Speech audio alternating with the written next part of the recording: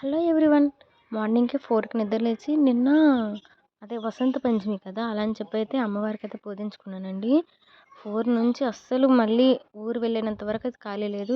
Lunch time అయింది ఇంకా. Lunch box అయితే ఇచ్చేసానండి పిల్లలకి. అక్కడి నుంచి డీమార్ట్ దగ్గర అత్తమ్మకి కొంచెం ఎక్కువ యూజ్ చేస్తారు కదా!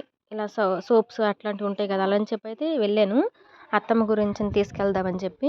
ఇంక మా వారన్నారు, "మిక్సర్ నువ్వే ప్రిపేర్ చెయ్యి చాలా బావుంటదని" చెప్పారు. ఆల్రెడీ అతను కొనేసి తెచ్చేసారు. కానీ మళ్ళీ ప్రిపేర్ చేయమన్నారు. సో, మళ్ళీ చెప్పానమాట మళ్ళీ ఇంకా ప్రిపేర్ చేశానండి. మిక్సర్ అయితే మాత్రం చాలా అంటే చాలా బాగా వచ్చిందండి.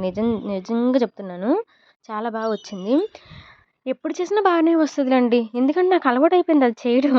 ఇగోండి ఇంక అన్నీ సర్దుకుంటుంటే అప్పటికి టైం చూసాను. టైం అయిపోయింది ఇంకా. మా పిల్లల గురించి అనమాట స్కూల్‌కి వెళ్ళాను ఇంకా తీసుకురావడానికి.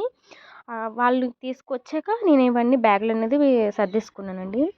ఇంకా మిక్సర్ కూడా తే తి తే చేశాను కదా! అదైతే ఒక డబ్బాలో అన్నీ ఏసేసుకున్నాను.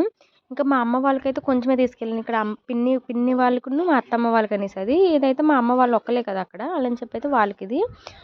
ఇంకా చేసుకునేటప్పటికి ఇంకా మళ్ళీ ఇంకా హడావిడి అయిపోయిందండి ఇంకా. అన్నయ్య మా మేనల్లుడు ఉన్నారు కదా! వాళ్ళ గురించయితే పులిహోర కొంచెం చేసి ఉంచేసాను. ఇగో ఇంకా లెమన్ టీ అయితే కొంచెం తీసేసుకున్నానండి రిలాక్స్‌గా ఉంటదని. నేనేం టీ, కాఫీలు తాగను. ఇదొక్కటే తాగుతాను. అదే ఈ మధ్యన అలవాటు చేసేసుకున్నాను. ఇంకా విజయవాడ నుంచి మూవ్ అయిపోయి మధ్యలో ఆపారండి. 9:30కి ఇలా ఆపారు. అక్కడ టిఫిన్ అయితే చేసాం. ఒక దోస తప్పించి అక్కడ ఏమీ లేవండి. అన్నీ అయిపోయాయంట అప్పటికేని. సో, అలా అని చెప్పి అందరము దోసే తినేసామండి. ఒక్కొక్క దోస ₹50 అసలేం బాలేదులెండి. మరేం చేస్తాం ఏదో ఒకటి. పులిహోర పట్టుకుంటాను రా నాన్న అంటే ఇద్దరు కూడా వద్దనేసారు. వద్దంటే వద్దనేసారు. ఎందుకంటే బయట ఇలా తినాలనేసంట. నచ్చితే ఒక like. Thank you for watching. Please subscribe చేసుకోవచ్చు కదా!